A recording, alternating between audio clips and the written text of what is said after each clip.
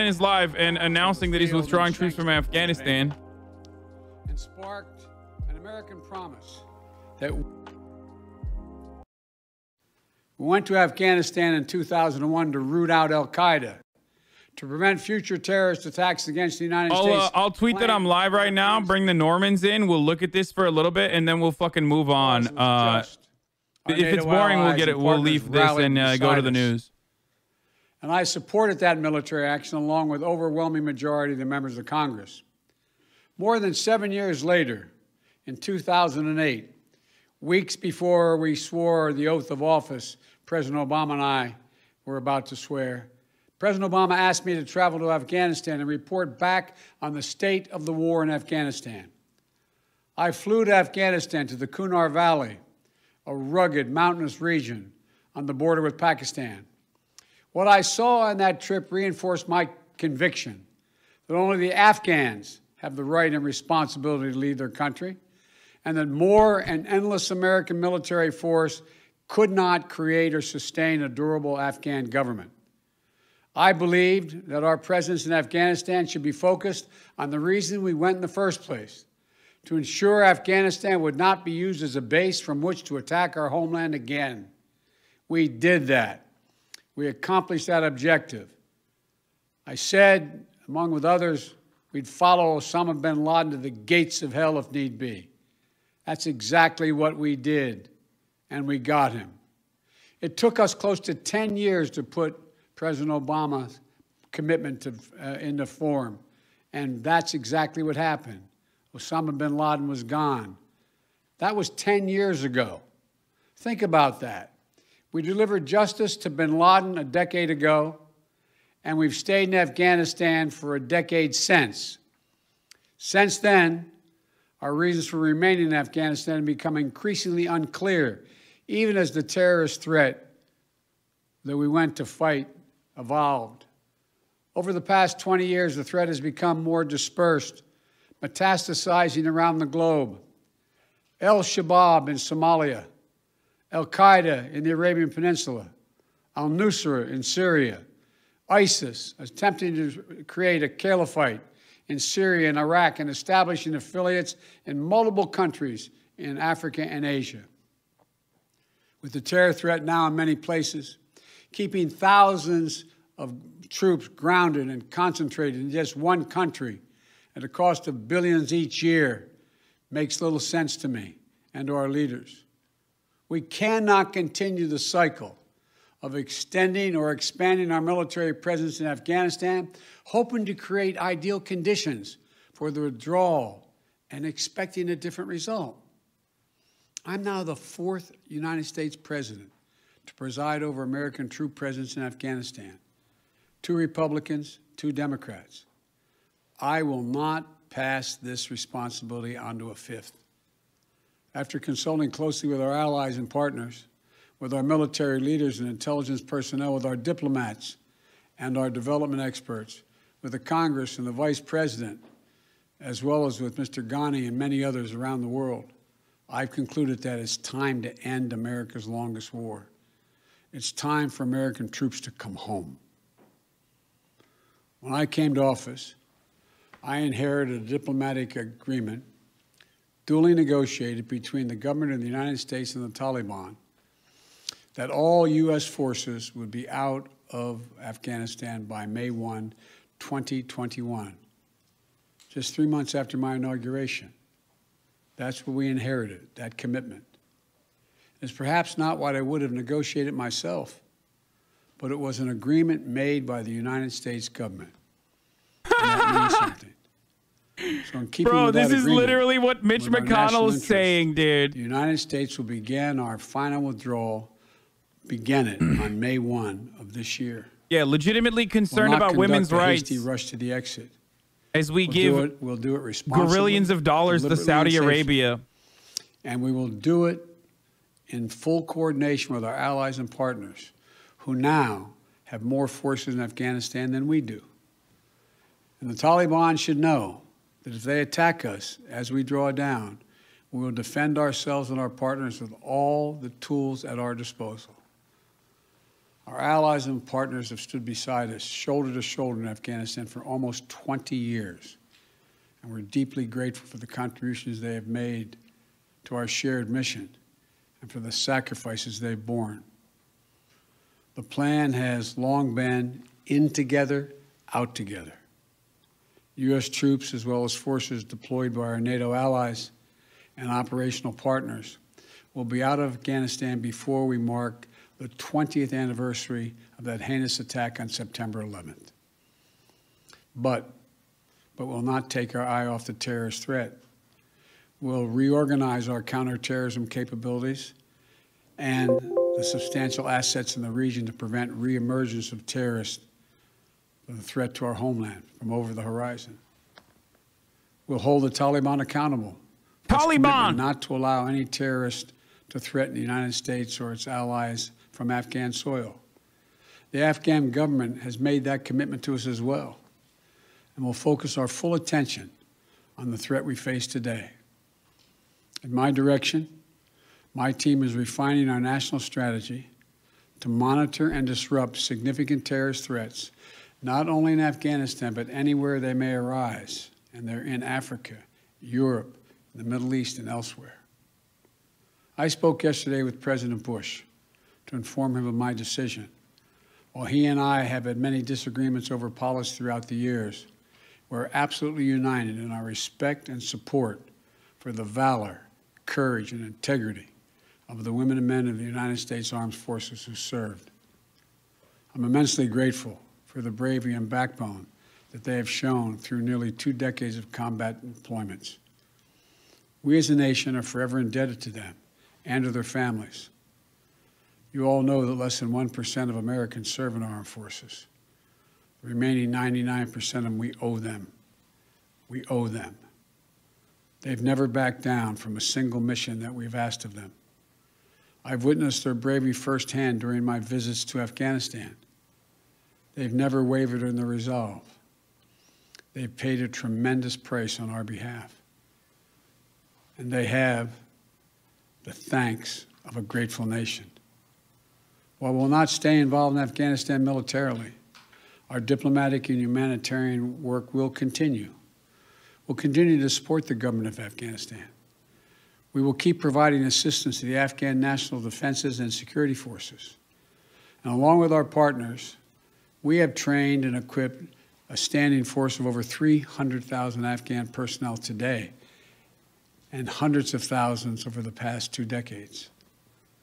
And they'll continue to fight valiantly on behalf of the Afghans at great cost. They'll support peace talks, as we will support peace talks between the government of Afghanistan and the Taliban facilitated by the United Nations. And we'll continue to support I'm going to talk about my big Afghan fears in a women and second, girls okay? My by big maintaining concerns about this entire process in a brief and moment. development Just fucking wait. It's a we'll big ask deal, other boys. countries- This is a big deal. Other This countries is still in a the big region deal. to do more to support Afghanistan, especially Pakistan, as well as Russia, China, India, and Turkey. They all have a significant stake in the stable future for Afghanistan. And over the next few months, we'll also determine what a continued U.S. diplomatic presence in Afghanistan will look like, including how we'll ensure the security of our diplomats. Now, look, I know there are many who will loudly insist that diplomacy cannot succeed without a robust U.S. military presence to stand as leverage. We gave that argument a decade. It's never proved effective. Not when we had 98,000 troops in Afghanistan, and not when we were down to a few thousand. Our diplomacy does not hinge on having boots in harm's way. Bro, they're going to get like, they're going to do the Peshmerga shit, right? They're going to get like a bunch of Afghan women that are like pumped full of fucking money by the CIA to be like, we actually do love the military presence here, okay? Some fucking rogue like general is going to work with the intelligence agency to like find a bunch of rogue Afghan women to be like, we love American military here. It's so fucking good. It's feminism. We have women soldiers. We want America to stay here. You know, they do very good. They pay the pedophile police department to, you know, they train them. They look the other way when the pedophile, you know, military is like fighting and 21. doing a very good job. Please, please stay here, America. Very good. We love you. And then every fucking dumbass outlet that's already backed by the military-industrial complex, because those are their fucking main source of income beyond the healthcare industry, which, you know, brutalizes and colonizes Americans domestically, and the military-industrial complex, which brutalizes and colonizes everyone else around the world. Those are the two main fucking funders of our media, are going to literally act like this is a bad decision or some shit. It's gonna make me lose my fucking mind. Or the worst outcome of this, even worse outcome is going to be they're gonna celebrate this and say this is real fucking LGBTQ plus POG, and turn around and literally privatize it through mercenary forces, through Blackwater, through Eric Prince and the like, which we have already done. We have privatized a big part of our imperial endeavors, or we're continuing to do so. Hideo Kojima was fucking right. It's literally Kojimbo, baby. But they're going to be like, you know, they're going to be like Raytheon style, Human Rights Watch approved LGBTQ plus private military contractors that, you know, operate in the region. From that point on, have full responsibility for this country's security by the end of that year. That was 7 years ago. So when will it be the right moment to leave? 1 more year? 2 more years? 10 more years? 10, 20, $30 billion more than the trillion we've already spent? Biden's withdrawal plan is dumber than dirt. I mean, not now. Trump's withdrawal plan, so that's kind of weird. weird. Here. And in this moment, there's a significant downside risk to staying beyond May 1st without a clear timetable for departure. If we instead pursue the approach where U.S. exit is tied to conditions on the ground, we have to have clear answers to the following questions. Just what conditions require to allow us to depart? By what means and how long would it take to achieve them, if they could be achieved at all? Bro, this is literally what Trump was saying, by the way. Like, Trump was talking about pulling troops out of Afghanistan as well. That was, like, literally what he wanted to do. That was a signature accomplishment or whatever that he wanted to do. In my view. And now every Republican is mad at him. And every Republican is mad at Biden. Later today, I'm going to visit Arlington National Cemetery, Section 60. And that sacred memorial to American sacrifice. Right? Section I assume. Section 60 is where some both. Is where our recent war dead are buried, including many of the women and men who died fighting in Afghanistan and Iraq. There's no comforting distance in history in Section 60. The grief is raw. It's a visceral reminder. Why are they trying to leave right now when the monthly death toll is on the rise? It seems like it'll never be a good time to leave, and that money will keep us there forever. It doesn't fucking matter. We should have left years ago, motherfucker. Reminds me of the exact number of American troops killed in Iraq and Afghanistan. That exact number, not an approximation or rounded off number, because every one of those dead are sacred human beings who left behind entire families. An exact accounting of every single solitary one needs to be had. As of today, there are 2,488 U.S. troops and personnel who've died in Operation Enduring Freedom and Operation Freedom's Sentinel, our Afghanistan conflicts. 20,722 have been wounded. I'm the first president in 40 years who knows what it means to have a child serving in a war zone. And throughout this process, my North Star has been remembering what it was like when my late son Bo. Yo, what is happening right now? Is he? It feels like he's like falling asleep. How proud he was to serve his country. How insistent he was to deploy his unit, and the impact it had on him and all of us at home. We already have service members doing their duty in Afghanistan today whose parents served in the same war. We have service members who are not yet born when our nation was attacked on 9/11. I mean, he's right about that. War 2 years in Afghanistan was never meant 2 years ago, to be someone who had just turned 18 undertaking. died in Afghanistan. We were attacked. I remember. covering we went it. to war with clear goals. I think it was 2 years ago. We achieved those objectives. Bin Laden is Like, dead. it's fucking insane, dude. Al-Qaeda is degraded in Iraq, in Afghanistan. And it's time to end the forever war. Thank you all for listening. May God protect our troops. May God bless all those families who lost someone in this endeavor. Okay.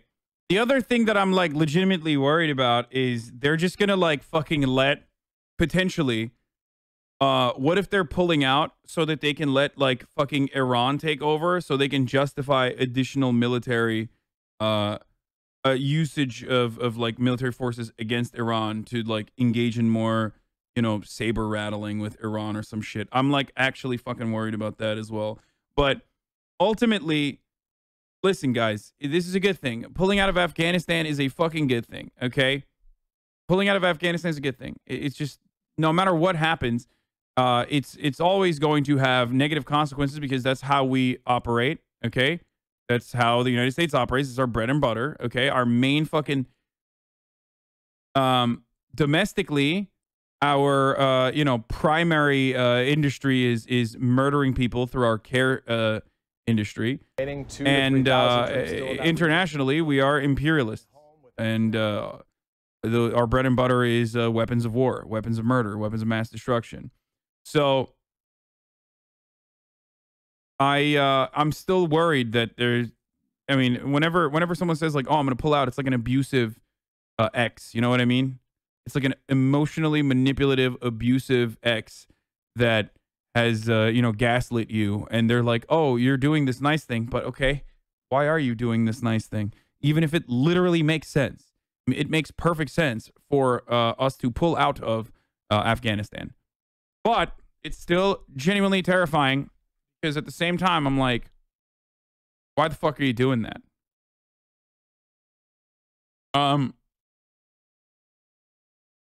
When Kabul falls to the Taliban within 3 months after the U.S. leaves, they start killing people in the streets. They will blame Biden for it. No, you're right. Famously, the Taliban haven't been killing people in the streets while American military presence was there.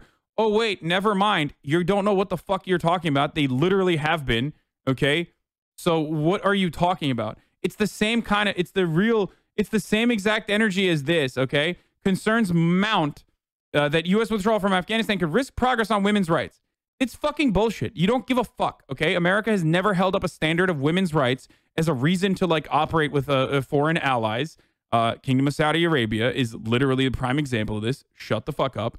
Two, that's not the main concern of American imperialism is not like, you know, spreading women's rights. It's as ridiculous a notion as like invading Afghanistan for a mission to spread democracy, or sorry, invading Iraq as a mission to spread democracy. It's fucking bullshit. That's never been the case. Okay? It's just virtue signaling, okay? Obviously, it's going to have a destabilizing force. Pulling troops out of Afghanistan is always going to be a gamble. There is going to be a destabilizing element there when you straight up fucking pull troops out, no matter what happens. What you have to look for is, if you stay there, what are the negative consequences? If you pull out, what are the negative consequences, and weigh them against the positives. The positives is that you remove your influence over a country and allow a country to potentially regain autonomy. Now, will it be likely that Afghanistan regains autonomy? I don't know. Will that autonomy mean the Taliban completely influencing the entire region and the entire nation? Most likely. Even if it is fucking the Taliban, though, what will they do with their newfound power and autonomy is what we need to talk about. It is what we need to monitor. Okay, you are correct. Spent all of 2012 in Afghanistan, seen it firsthand. Like, but don't come at me with this bullshit, okay? Like, don't fucking come at me with this, like, oh my God, I'm so concerned about Afghanistani women. Like, the fuck are you talking about? Yeah. When we know that American soldiers literally abused, raped, murdered women and children in Afghanistan, also, if given autonomy, there's a chance the leftist rebellious force could rise up. Yeah, fuck no. That's not going to happen. Let's be real. There's always a chance, but it's literally never going to happen. If you want, that's the easiest way to justify invading Afghanistan one more time, you know, for the fucking memes and the lols. You are delusional if you think that any Middle Eastern country is ever going to have a genuine leftist uprising, okay, at this stage. without America having a what would resemble basically a fucking leftist coup d'état, none of the countries that are imperial charters, none of the countries that are our vassal states are ever going to turn around and magically be allowed to have leftist rebellions. They will get squashed. They will get murdered. The CIA, if they can't kill them, will turn them into the CIA will, if they don't kill them, will turn them into enemies and then justify military intervention in the region once again. Okay? Don't be ridiculous.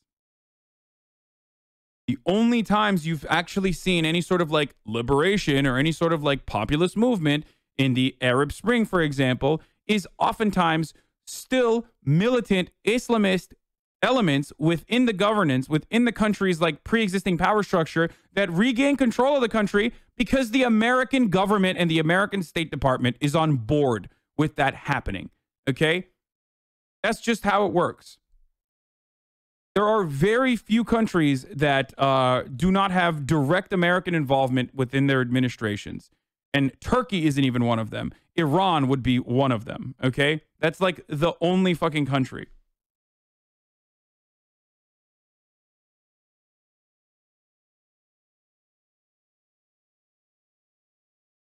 And we all know why Iran is the way it is right now.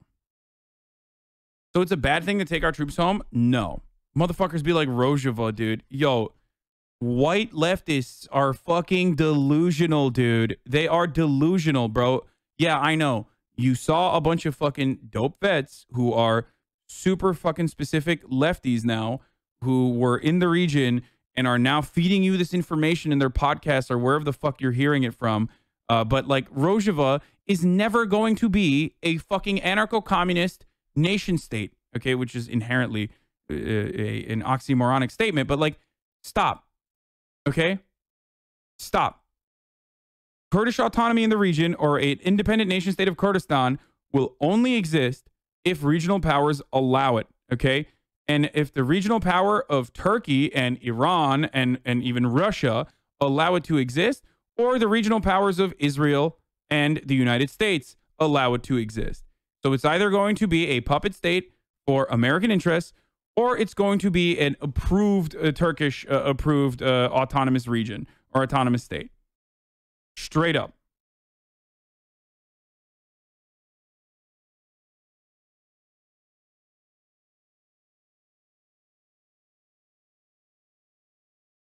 Anyway. Afghanistan was Communist Party in the 50s, 60s. Anything is possible. Yeah, look at Afghanistan now, though, motherfucker. That's the point. Exactly.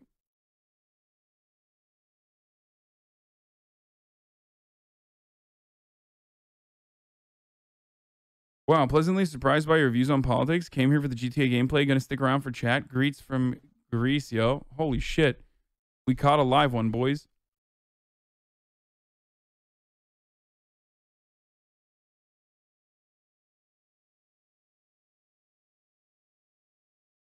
Here's another thing I will tell you.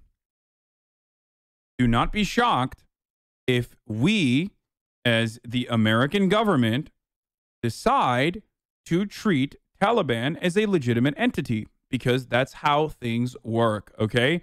You have militant powers that either already had power within the pre-existing governance structure, or militant power that actually fights hard enough to literally fucking gain power and legitimacy over the region, whether it's through conflict, murder, rape, war, all yada yada, torture.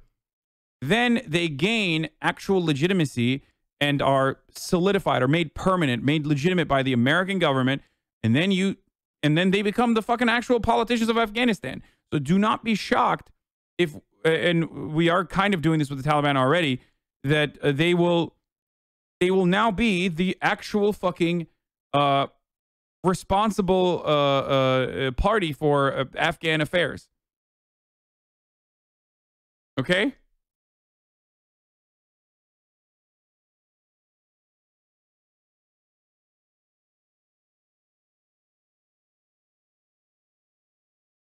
Anyway.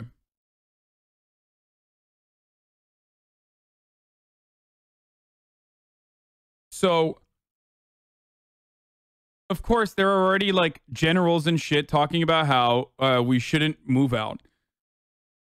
Of course, there are already people talking about how like, oh, we have concerns, because women's rights greatly benefited from American military involvement. Like, I mean, seriously, nothing says women's rights like blasting through a fucking civilian region looking for Taliban or looking for Al Qaeda members and therefore murdering women's fucking children in their arms. That's what I think about when I think about women's rights. I think about some fucking corn-fed 18-year-old jarhead who's been filled to the fucking brim with like psychotic American military imperialist ideology, okay? Pumped up on like whatever kind of fucking steroids that they're experimenting on the soldiers there for the day, breaking through a fucking door and accidentally blasting a fucking 14-year-old in the face. That's what I think about when I think about women's rights in Afghanistan, okay? I cannot think about another way to literally bring about women's rights in Afghanistan than having some corn-fed motherfucker from Iowa who literally has no business being there, who's been brainwashed into fucking being there, act out of pure fucking fear and pure anger that they've been fucking coded in to feel. That's what I think about.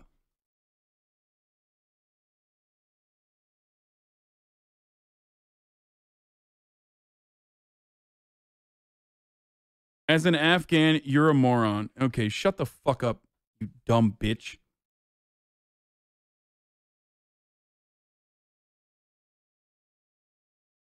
You really just want people to be like you? I mean, kind of. Yeah, I would like that. I would like people to have the same approach that I do to war. I think it's bad overall, almost always. Literally always.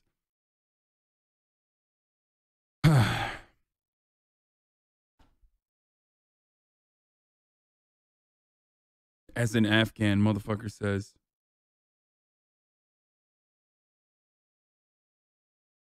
Listen, sir. After I finished my liberal arts degree in Wesleyan, I got a master's at Yale, and now I'm working for the American State Department, and I've been living in Afghanistan for 6.5 months in the American region, which means I'm basically Afghani, okay? I'll have you know, sir, that as someone who has direct information on what's going on the ground, sir, I find your statements to be distasteful.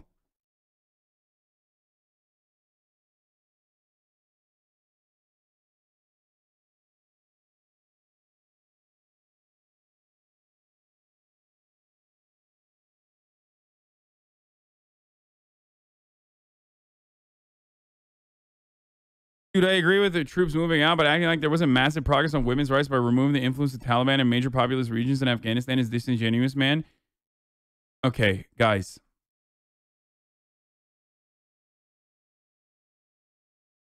Okay. I'm not saying that the Taliban are fucking saints, okay? What I'm simply stating is that America, one, does literally not give a shit about women's rights, as I've given you plenty of examples of the United States working with, collaborating with, and even selling billions of dollars worth of arms to countries that do not give a single shit about women's rights, okay? I.e., Kingdom of Saudi Arabia. They're also literally doing genocide, but that's besides the point. We're talking about women's rights only right now.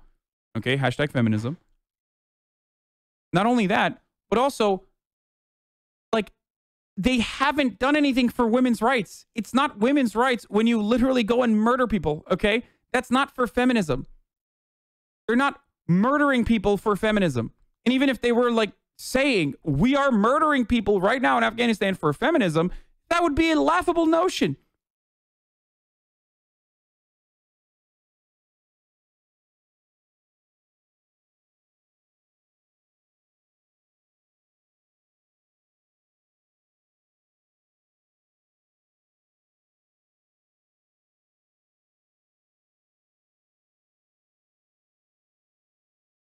Genocide, but besides the point, yeah, well, literally, when you're talking about American imperialism or American involvement in the Middle East and North Africa, you literally say, genocide, it's a common occurrence. We should move beyond that right now and address the other idiotic point that someone was making.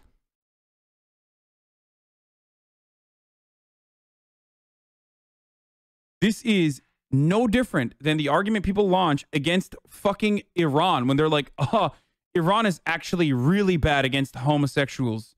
The Iranian state is really bad against homosexuals. Okay, so what's the fucking alternative? Like putting MEK in charge? What's the alternative? Bombing them? Like what you're liberating the gays by murdering them first before the Iranian state gets to them or something? Like what the fuck? Like motherfuckers literally feel like it's girl boss shit to like glass entire regions, dude.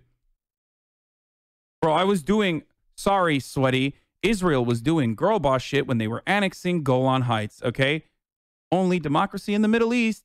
That's how it works, motherfucker. They're vegan too. Did you know the IDF is vegan? Yeah, that's what they were doing.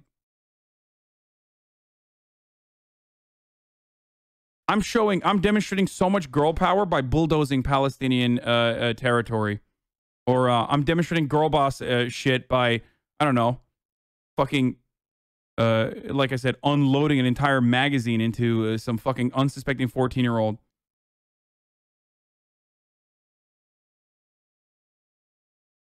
Girl power, baby. Actually, sweaty, the more we bomb Yemen via Saudi Arabia and the UAE, we increase girl boss tenfold. Oh, yeah, dude.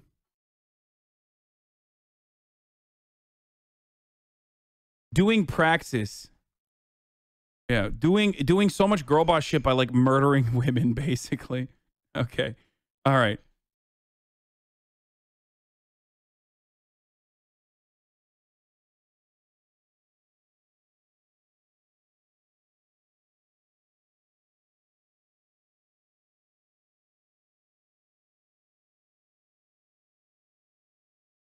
You know what's girl boss? Taliban stoning women to death. You're a fucking moron. Yes, you're right. That's bad, which is why we should fucking murder them in a more civilized capacity with drone strikes, brother. Obviously, that's what we should be doing. Why can't any of you goddamn libtards understand the incredibly obvious point I'm making? It's really uncivilized and barbaric to stone women to death, which is why we need to drone strike them. Stones don't cost a lot of money. You can literally pick up a brick, okay? What do you need to do to stone a woman to death?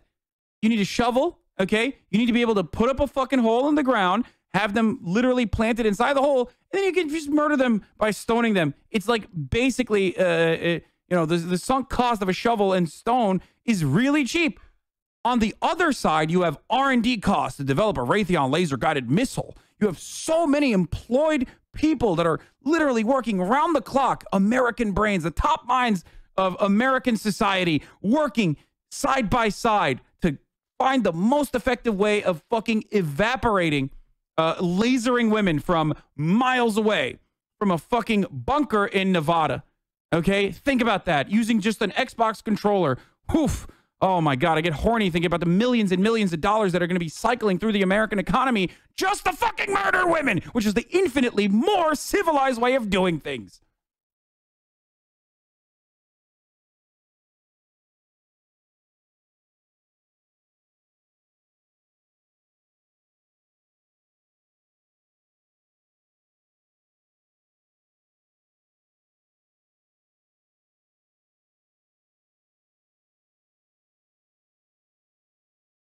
As a woman, I'd rather be a president, have the U.S. step in and murder my child with a drone strike and try to liberate me. Could we, like, I don't know, offer education, asylum? Yes.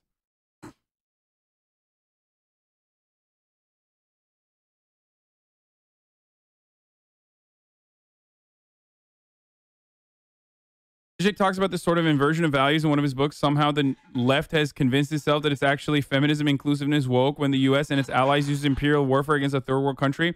When a century ago, nobody on the left would have even considered such a thought. Yeah, I don't know where the fuck this comes from. Like, this notion that we're doing woke imperialism is so fucking stupid. You are being played. You are being played, my friend. You, as someone who ostensibly holds on to progressive values, are being fucking played a fool, okay? You're being duped. And they're not even trying hard. They're literally saying, we need to fucking drone them first, okay? We need to destabilize the region. That's significantly better than the Taliban controlling the region and oppressing women that way. It's not the left, it's libs. But liberalism used to have a dove, like a peaceful dove association to it. Liberalism no longer has that. Liberalism now in the United States of America, the Democratic Party, straight up is like, we are fucking on board. As long as you slap a fucking LGBTQ sticker or a fucking BLM sticker on the side, you can bomb whoever the fuck you want, wherever the fuck you want. My non-Monkalib take is American foreign policy experts are actually brain dead. They treat other countries as if their internal power structures aren't real and don't even attempt to look at how we deal with issues in the U.S. between political parties as a way to address problems in foreign countries. The Pashtun have been dominant political power in Afghanistan throughout its history, and the Taliban are their political reps. I mean, I don't think it's idiocy. I think that is being nice. I know for a fact that there were people, even in the Bush administration, that were warning against all of the fucking power struggles that were occurring internally in these countries and what kind of power vacuum that we would create with our presence there. And yet they literally did not fucking listen to those people. And they were like, no, fuck off. What are you, fucking crazy? No, of course we're going to do whatever the fuck we want to do because that's what makes money. It's how you make money. Okay, that's how you make money for American industries. That's just how it is. It is what it is. Never-ending cycle of violence and war and destabilization makes more money for the American economy. That's why we fucking arm both sides of the conflict and then go, oh my God, I can't believe these guys that we literally fucking trained are now fighting against us and trying to maintain power in the region. But God damn it, they're being so brutal. We have to go back in and be brutal ourselves. Okay?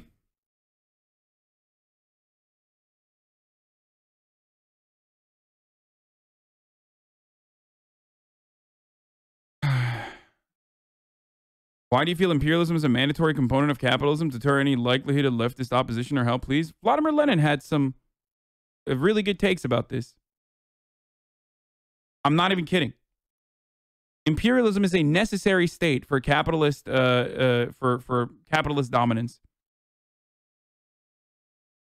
You might not like Lenin politically or whatever, but it is true. Imperialism is a necessity for capitalism. He wrote an entire book on it.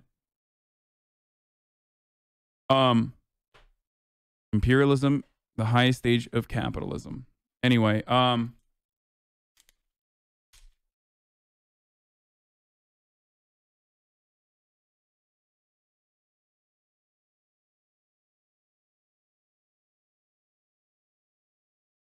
Twitch is a bad platform owned by Jeff Bezos. You should make your own instead of working for such a bad human being. No, because I'm a hypocritical secret capitalist, brother.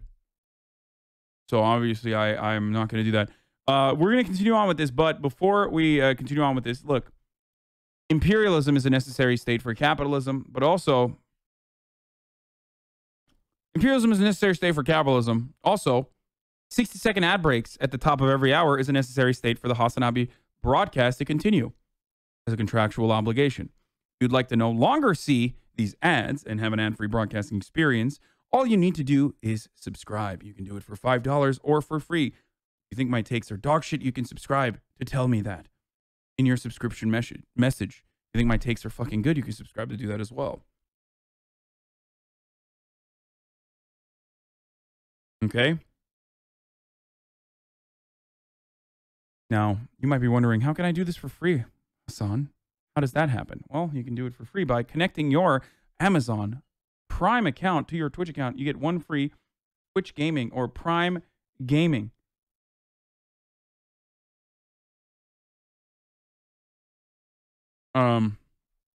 Subscription a month that you can use. Anyway, here's the fucking ad break now. Sorry, I'm like doing 3 different things at the same time. How much do ad breaks pay you, if you don't mind me asking? I don't know, but it's not about additional funds. If I cared about maximizing my revenue through running ads, I would run a lot more ads. A lot more, and I would just never talk about running the ads. I would just run them, and you would just see them randomly. You can cap me all you want. I've had this conversation a gajillion times. Sorry. Like...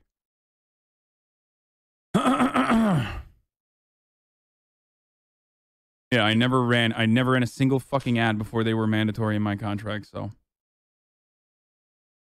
Leaving Afghanistan would completely destroy any progress in women's rights. Yeah, I know. They were progressing super hard, dude.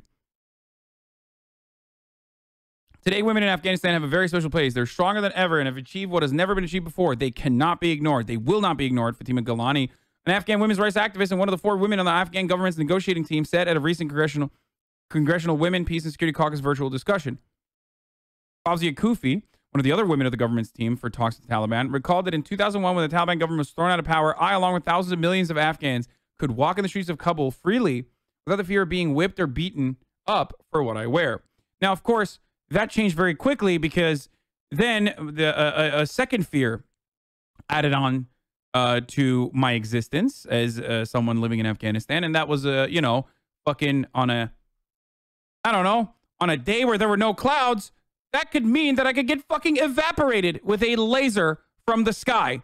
That's completely separate, though. Or, I don't know, my door could be kicked in and I could be fucking gunned down in my own house for potentially having a militia member inside. But that's like a different fear. You know what I mean? It's like, fine. No, not a Jewish space laser, you fucking weirdos. I mean like a laser-guided missile.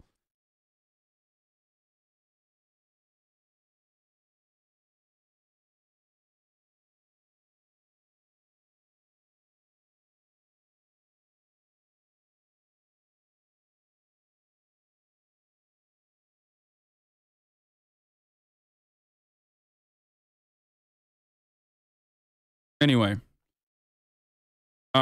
you are making up fake shit. Yes, I know. Yes, I know. American involvement in Afghanistan is so brutal, and in other nations is so fucking brutal that in order to cope with that reality that your government that you've been taught to think is like literally the good guys in every fucking story, you can't even comprehend that they could be so bad that the only way to cope with it is by saying, oh, it must not be true. You are literally fucking pushing falsehoods right now. It's fine. It's understandable. You are in the denial stage.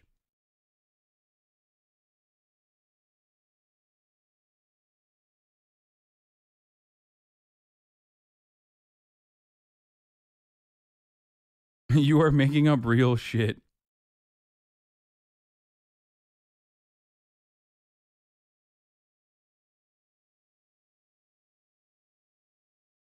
Anyway. This article is against leaving. This is a CNN article against leaving, okay? Then the important thing for me was not who is in Afghanistan, which superpower is in Afghanistan, the troops of which country in my country. The important thing for me as a human being, I could walk and breathe free, said Kufi, a member of the parliament who has survived 2 assassination attempts, at least one by the Taliban. Afghanistan is transformed and we all have invested blood and treasure to bring Afghanistan to where it is, she said. Yeah.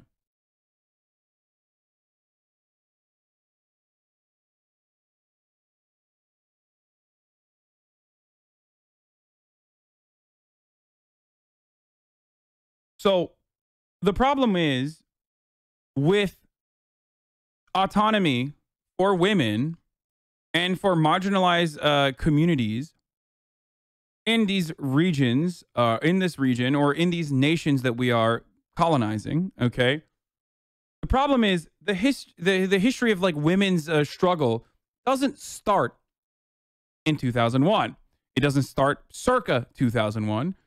It oftentimes is much longer. And if you look at countries like Egypt, if you look at countries like Iran, if you look at countries like Iraq, if you look at countries like, shockingly, Afghanistan, you will recognize that women in general were in a significantly better place circa Cold War.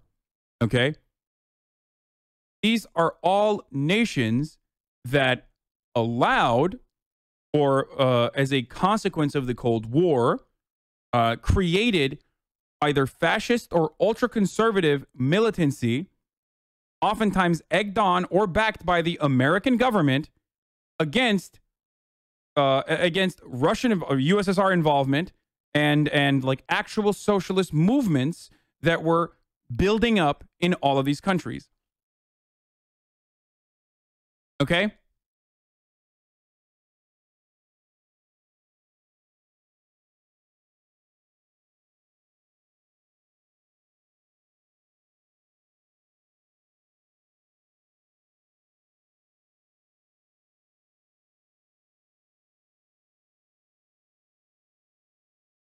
Would you recommend the blowback pod for more context in this arena of American involvement in the Middle East? Is still about Iraq, but still, no, you can. I mean, it's straight up fucking copy paste everywhere else. So yes, blowback is brilliant for this, and they have a new one coming out. Friend of the show, Noah Colwyn, who is also a watcher. He might be in here right now. He's a Hasanabi head himself. Has a new one coming out too. I saw an ad, a hashtag ad for blowback, like the second season coming out. Talking about the Cuban Missile Crisis, I believe. It's going to be really good. I've had Noah a bunch of times on the show as well. Okay, we can't go back in time, and this is an argument about how to deal with the present. No, you have to understand the involvement that that regional powers have played and why like reactionary movements have blown the fuck up in these countries. Because a lot of the arguments is literally like, well, what's going to happen? Like, America is not going to involve itself, and then all of a sudden, you know, Taliban is oppressing women again, or blah blah blah. Like, you make it seem as though there isn't like genuine interest. You make it seem as though there isn't genuine interest internally within these nations, and there isn't like any opportunity for like leftist or progressive movements, grassroots movements, or even leftist militancy to occur in these countries organically. The only reason why leftist militancy or progressive counterforce to like Taliban oppression cannot exist in these countries is literally because of the fucking CIA. Okay? You make it seem as though like Afghan people are just helpless. Okay? You make it seem, and this is unfortunately something that is like, this is like centuries in the making. It's something that like Western nations cannot ever fucking comprehend. No matter how woke you are, you can literally never comprehend that these countries are not monolithic, and there are marginalized communities within these countries that want to uplift themselves, that want to engage in the struggle, and yet they fail to do so because of outside forces that prevent them from gaining momentum, vilifying them, and literally murdering them in a lot of instances.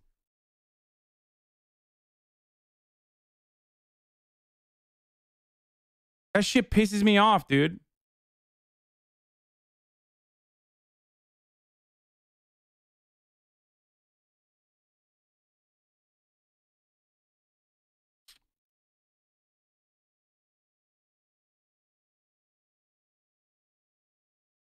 Americans largely think that conservative religious zealotry is not the default state of Middle Eastern countries. Americans largely think that the conservative religious zealotry is not the default state. No, they think it is the default state of Middle Eastern countries, which is ironic because like we have a profound amount of reactionary elements within our politics. Okay, adjusted to the rest of the fucking world. There's a lot of reactionary bullshit that goes on in American politics, like fucking all the trans shit, for example. Okay, I guess Canada is going to invade us now. You know what I mean? Like, it would be like justifying Norwegian invasion because of the way we treat trans people in this country, which is fucking insane.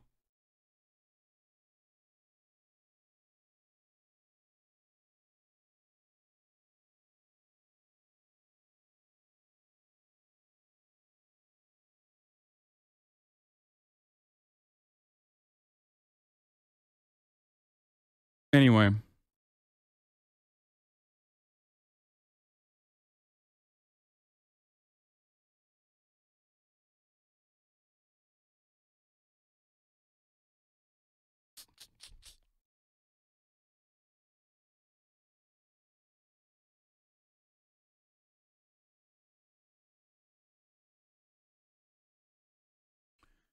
Please present President Trudeau. I'm a press trans American. I need you to invade my backwards country and liberate me by vaporizing me with an AC-130. Yeah. This just sounds like a modern white man's burden, room temperature IQ take. I mean, it is. It literally is. The white man's burden and white guilt play a fundamental role in justifying imperialist actions. Who would have thought? Who would have thought that white supremacy would work that way?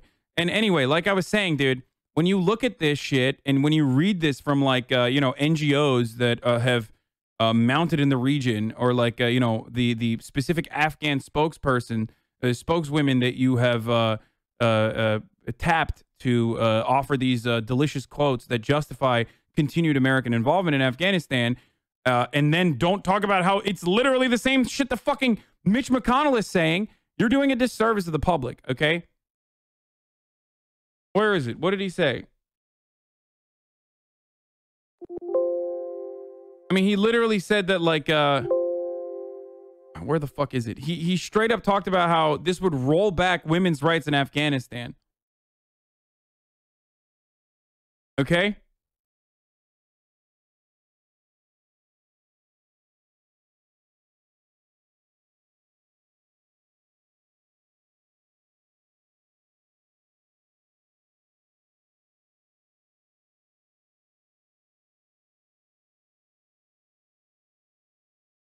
The classic tactic being implied in this article is for the state to find a minority group to hold hostage on the condition of its own continued cruelty. They do this everywhere. Yeah.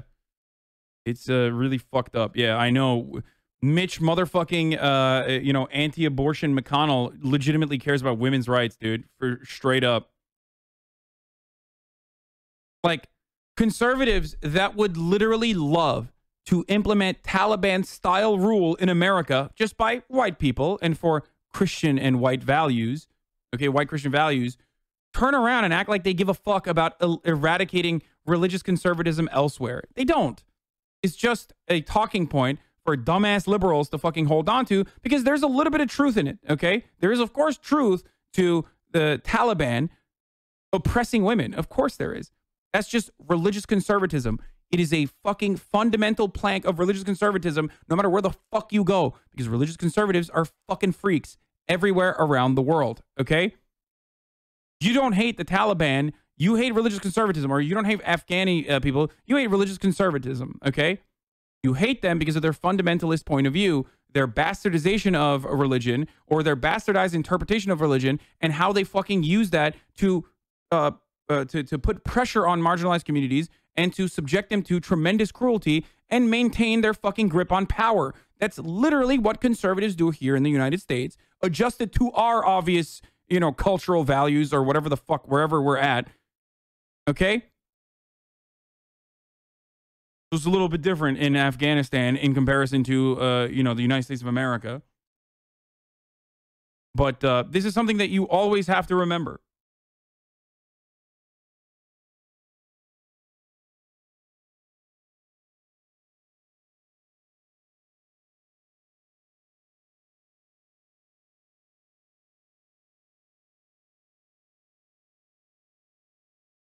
Anyway.